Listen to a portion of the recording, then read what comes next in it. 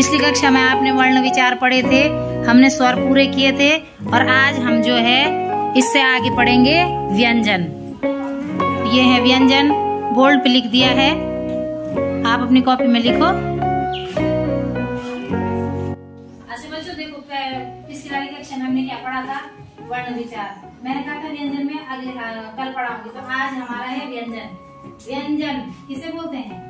जिन वर्णों का उच्चारण स्वरों की सहायता से होता है। स्वर क्या है? ओ आ ई उ ए आई ओ आओ है स्वर। अंग अह भी है, लेकिन अंग अह वाला क्या है? अंग क्या है? अनुनासिक। और अह क्या है? विसर्ग वाले। लेकिन स्वर के बाद आते हैं हमारे व्यंजन। व्यंजनों को बोलने में हमें स्वरों की आवश्यकता होती है। मैंने कहा क, लेकिन मैं जब क लिख रही हूँ तो क के साथ क्या आ रहा है? पीछे से ओ आ रहा है, तो ये क्या हो गया? क। अब जैसे मैंने एक शब्द लिखा क म लो, तो क में भी क्या आ रहा? म में भी क्या आ रहा? और लो में भी क्या आ रहा? तो क्या बन गया वो हमारा? कमल। बोलने में तो कमल है, लेकिन उनमें कौन सी चीजें आ गई है? स्वर आ गए हैं स्वर। जैसे मैंने यहाँ पर लिख रखा ख ट म लो, देखो ख आ रहा है बोलने में, ट के साथ ओ बोलने में आ रहा है, म के साथ ओ और लो के साथ भी ओ। ऐसे ही अलग अलग जो शब्द हैं जिनको बोलने में स्वरों की आवश्यकता होती है, जो बोलने में स्वर जिसमें बोलने में आते हैं, वो हमारे व्यंजन कहलाते हैं। अब व्यंजन भी 3 प्रकार के होते हैं, ठीक है? व्यंजन भी 3 प्रकार के हैं। देखो व्यंजनों के भेद। पहला है स्पर्श व्यंजन, जो स्पर्श माने छूना।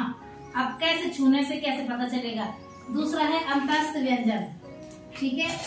अंतस्थ व्यंजन जो हमारे कहाँ से, कौन सी ध्वनि से आ रहे हैं, गले से आ रहे हैं कि कहाँ से आ रहे हैं। और तीसरा है ऊष्म व्यंजन, ठीक? तो ये है व्यंजनों के 3 भेद। अब देखो स्पर्श व्यंजन, क वर्ग, च वर्ग, ट वर्ग, क वर्ग और क वर्ग। इसका मतलब क वर्ग देखो, वर्ग के अनुसार वर्णों की तालिका, वर्गों के अनुसार देखो क वर्ग वाले क्या है? क, ख, ग, घ, ग, च, छ, ज, झ, य, ट, ठ, ड, ढ, ण, त, थ, द, ध, न, प, फ, व, भ, म। ये क्या है? हमारे वर्ग के आधार पर व्यंजन। तो जैसे क वर्ग, च वर्ग, ट वर्ग, त वर्ग, क वर्ग। अंतःस्थ व्यंजन य, र, ल, व। और जो हमारे तीसरे प्रकार के होते हैं वो होते हैं हमारे ऊष्म व्यंजन, श, स, ह। तो जो व्यंजन है वो हमारे 3 प्रकार के हो गए, स्पर्श व्यंजन, अंतःस्थ व्यंजन और ऊष्म व्यंजन। इसके बाद आते हैं हमारे अयोगवाह। अब दूसरे होते हैं हमारे अयोगवाह। जैसे कि अयोगवाह हमें भी 3 प्रकार के होते हैं। कैसे? स्वर और व्यंजनों के अतिरिक्त 3 ध्वनियां हैं। स्वर तो हैं, व्यंजन भी हैं, उनके अलावा 3 क्या है इसमें? ध्वनियां हैं। जैसे अनुस्वार चिन्ह, अनुस्वार, अंग की मात्रा, अंग है, अंग और अह है दो। अब देखो जिसके ऊपर बिंदी लगती है क्या है?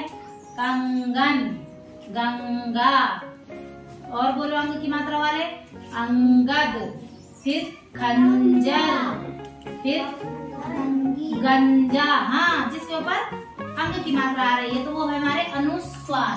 अब देखो अनुनासिक, नाक की सहायता भी लग रही है, जैसे आँख, जिसके ऊपर चंद्र बिंदा लग जाता है, अनुस्वार हो जाता है। दांत, ऊपर वाइब्रेशन हो रही है, बोलो। और चांद, वाइब्रेशन हो रही है। हाँ, तो जो चांद वाली है जिसके ऊपर जब हम बोलते हैं तो अनुनासिक, यहाँ पर हमारे वाइब्रेशन सी होती है वो हमारे। और सबसे सरल होता है विसर्ग, जैसे पीछे से 2 बिंदे लग जाते हैं, वो विसर्ग, जो कि ज्यादातर किसमें लगते हैं? संस्कृत में। जैसे अश्वः, धेनुः और प्रातः, पितामह, पितामही और गज, वेरी गुड,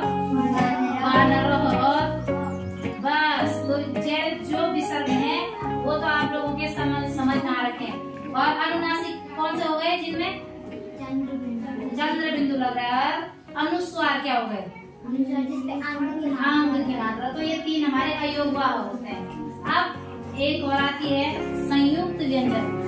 संयुक्त व्यंजन देखो, जिस व्यंजन में जिन व्यंजनों को संयुक्त व्यंजन क्या हुए, नवीन अक्षरों को संयुक्त व्यंजन कहते हैं। मतलब लिख रहे तो हम कुछ और है, लेकिन उससे सीधे नए अक्षर मिल जा रहा है, नए अक्षर बन जा रहे हैं। जैसे क, आधा क है, आधा श है और अ है, तो क्या बन गया? अक्षर। बोले में क्या आ रहा है? अक्षर। जैसे अक्षर से क्षत्रिय बोलते हैं हम, या यक्ष बोलते हैं, ये शब्द है। अगला है जैसे जौ, आधा जौ है, आधा यो है, आधा ओ। मतलब ये है जौ, आधा जौ, आधा यो और ओ। क्या बन गया? ज्यो। ज्यो। और इसको कई लोग जब बोलते हैं तो ज्यो बोलते हैं। ठीक है, हम क्या बोलते हैं? ज्यो से ज्ञानी, इसको ज्यो पढ़ते हैं। ठीक है, अगला है आधा तो, आधा रो और ओ। क्या बन गया? त्र। जैसे त्रिशूल, त्रिवेणी, त्रिकोण, त्रिभुज, त्र शब्द से। अब एक है आधा श, आधा रो और ओ, श्र, श्रमिक। ये 3 के 3 अलग है, लेकिन यहाँ पर हमें क्या मिल रहा है? नया। जब अलग शब्दों को जोड़ रहे हैं तो हमें जब कोई नवीन अक्षर मिल रहा है तो वो हमारा संयुक्त व्यंजन कहलाता है। ठीक है, हमने आज क्या पढ़ा? व्यंजन में व्यंजन पढ़े, व्यंजनों के भेद पढ़े। पिछली कक्षा में क्या पढ़ा था? स्वर पढ़े थे, स्वरों के भेद पढ़े थे। अब इसके बाद होगी तुम्हारी एक इन दोनों से, स्वर और व्यंजनों से संबंधित एक वर्कशीट तैयार होगी। ठीक है, जिसमें व्यंजनों से भी संबंधित क्वेश्चन होंगे और स्वरों से भी संबंधित क्वेश्चन होंगे।